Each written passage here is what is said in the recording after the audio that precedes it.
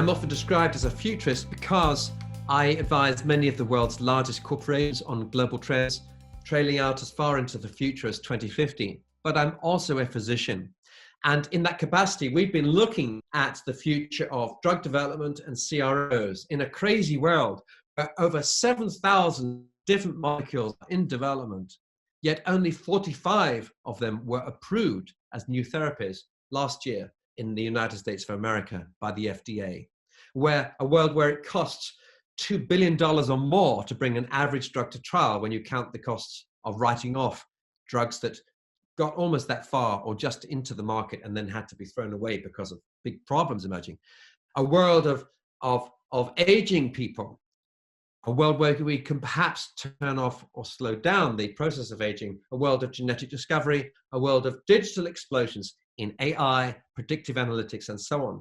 But the big question I always get asked is, it's all very well, Dr. Dixon, but how are we going to afford all of this? And that is what I want to talk about today, is how we're going to afford to fund drug discovery to get the next generation of drugs that we need so that no drug that's good for humankind will be left behind.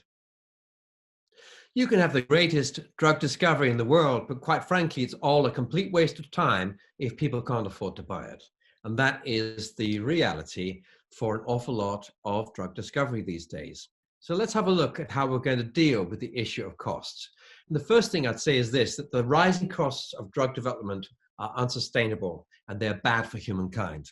And one of the reasons for this is that regulations have become more and more complicated. Now, of course, it's a bit like, every time you have an economic crisis, you have more regulation against banking risks, so on. And then what happens is banking becomes unprofitable and then you have to relax these things again. Well, the same is happening in pharma development. We've seen just about every kind of go wrong from time to time as things come into the market, perhaps sooner than they should have done, or it's just bad luck. Pharmaceutical development is complicated. Human beings are complicated. But because of it, every time things go wrong, you get new regulations. Things tightened up. And then on the other hand, you get someone who's dying of cancer. They haven't got time to wait. And they haven't got the funds either to fund the particular medicine which they need for a very rare type of tumor. And there's no one who's doing any research into it. And so they fundraise for all kinds of development costs, and they still can't get $2 billion together to get a new treatment for their particular rare condition. So we have to find a new way through, and we will. We will find that many health costs anyway are starting to fall. Why is that? Well, it's a very simple fact that whatever drug you're looking at today is going to come patent tomorrow. It's just a question of when tomorrow comes. Because I said in an earlier video that it takes, on average, you've got 25-year patent life, but you use up 15 years on average spending your $2 billion to get that drug from the very first concept, using all the technologies we've talked about in earlier videos, into first animal studies, into first clinical trials, to get it right through into approval. 15 years gone. You've then got 10 years of product life left before you've lost the patent, unless it's extended in some way. And that means that, it means that for most drugs, it doesn't matter what they are, within 10 years, the cost of buying that drug is going to fall by around 90 to 95%. And it will happen like that. And at that very moment, it becomes what we call, as you know, a generic. Now, I don't know of any other industry which sees such a catastrophic fall in prices on a particular date. It's just baked into the system. So for many of my friends in the poorest parts of Africa, for example, this is really good news. It means that all the most exotic therapies in the world will become much more affordable, dramatically more affordable within the next 10 years. Many of them, half of them, within the next 5 years. And it means that most of the drugs that have ever been discovered are already more or less free of cost compared to the big costs there were before, because they are off patent. Now, at the same time as we're seeing this generic explosion, these small molecules, which is what old pharma used to be mainly, these small molecules produced in large factories in India at incredibly low cost, we're now seeing the same thing happen, as you know, with these very large molecules, very complicated molecules that have been used, that have been developed in biotechnology laboratories. And we call these biosimilars. They're not exactly the same, but they are very, very similar molecules. They do the same things in the body. And that's good enough for the regulators, and they're signing these things off. And you're going to see dramatic growth in biosimilar production. But it's all about scale. And scale, scale, scale is the big word in reducing cost. Why? Because of because of complexity. It's not just in pharma. Let's take a look at retail. In many EU nations, 70% of all retail spending is captured by only 8 companies. And we're seeing similar things happen in the airline industry. You've got Boeing, you've got Airbus, but there's not really much room for more than 2 big airline manufacturers, because it just takes too much money, too much technology to develop a big plane for the future.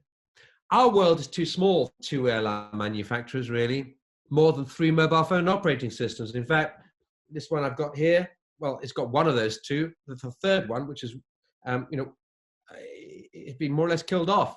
Windows, we just got basically Android and iPhone. That's all, because it's so complicated to build one of these things. It takes so much time to get rid of the bugs, so much energy to keep it free from hackers. We just can't afford the luxury of keeping a 3rd mobile phone operating system.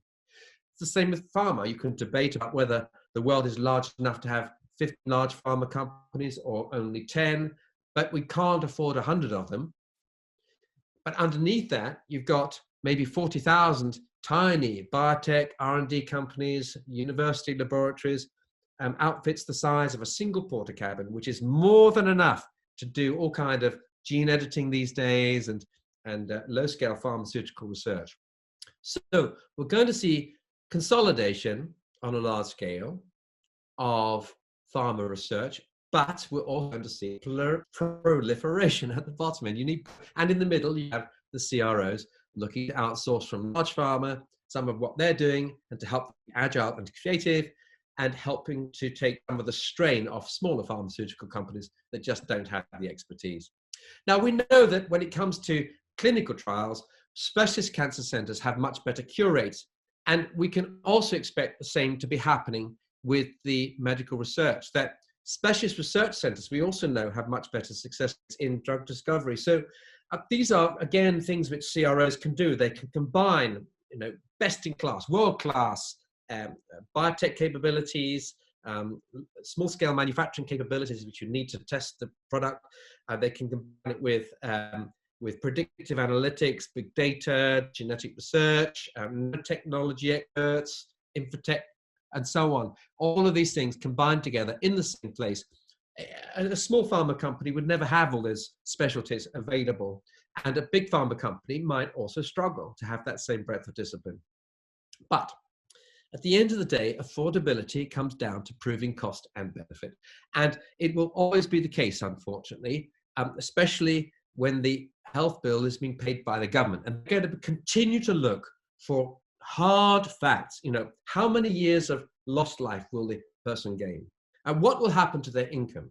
Because if you show that a particular therapy means that someone with, let's say, chronic rheumatoid arthritis, who has been off work 10 years at the age of 30, can go back to work at the age of 40 and has 20 years working life left, then suddenly you get a big yes from the government. Why? Because they think of all the tax revenues they're going to get. It's a simple cost benefit, not just to the individual and their family, but to society as a whole. And the funding of new drugs will therefore always be a very sensitive political issue where you have a national health service, but also highly political even where insurance companies are concerned. And health insurance will continue to be a big driver of whether therapies are accepted or not, in a world where all kinds of debates will continue to take place about what is the government's job and what is the individual's job to do, or the business employers and other organizations to do. And there will always be competition. So healthcare will, and drug development is going to compete with schools, roads, military, welfare. And within healthcare, we see the same. So prostate cancer is less popular for medical research charities and fundraising than breast cancer. breast cancer awareness weeks usually get money raised than prostate cancer awareness weeks. I'm not going to debate the reasons why. It's just a fact in my country and maybe in yours.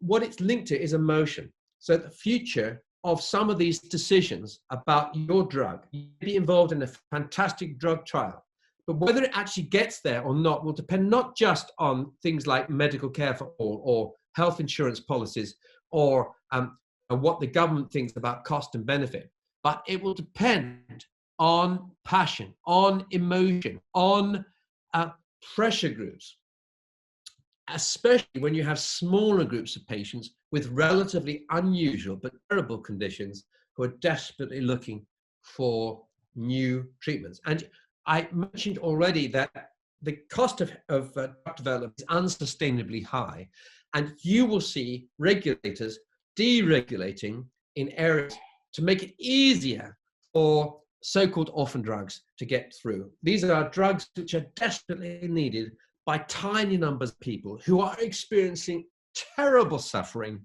for whom a solution exists. It exists in the brains of your teams. It exists in the hard drives of your computer. It exists as a half-tested product in a laboratory. And it just needs to be allowed to escape, so that no good drug be left behind.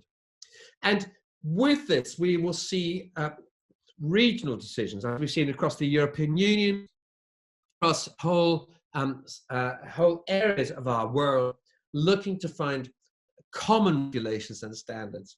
So stronger regulation in some areas, lighter regulation in others, looking for standardized methods, more consistent reporting, and more reliable league tables to be able to compare different therapies and what they actually do for human beings, because it's only then you can make intelligent decisions about cost. And of course, in all of this, there are ethical challenges, especially with drug trials that deal with the beginning of life or use tissues.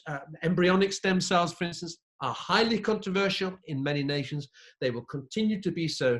But as we saw in the last video, adult stem cells are the way to go. They can do just about everything that we thought we needed embryonic stem cells to do.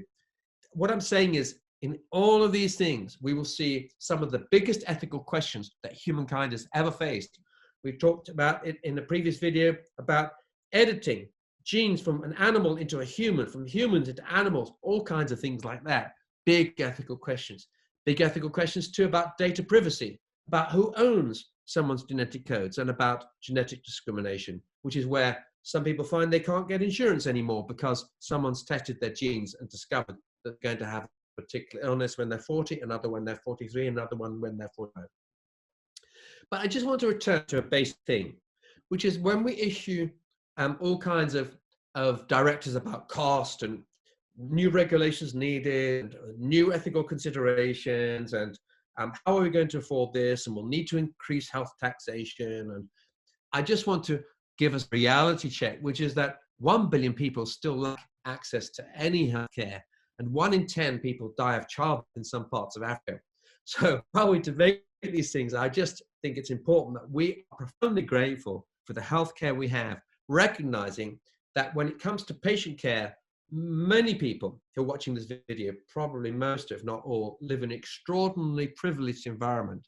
And what we need to hope and pray is that as a result of the next generation of innovation, with partnerships between large pharma, CROs, academic institutions, governments, funders, patient groups, and the rest, in a coalition with using agile technology, operating across all the different disciplines of infotech, nanotech, pharmatech, biotech, all these different things together, using all the capacity of humankind to be creative, that we find some most amazing solutions, not just for things like COVID-19 hitting us at the moment, but also to transform the lives of the very poorest people on earth. And that will be a great result. And so with that, I wish you every success in your own sphere, looking after people, trying to find new cures, get them funded, trying to find more efficient ways to do early stage medical research and drug development. Thank you. If you would like to find out more information about Patrick, please visit globalchange.com for more information.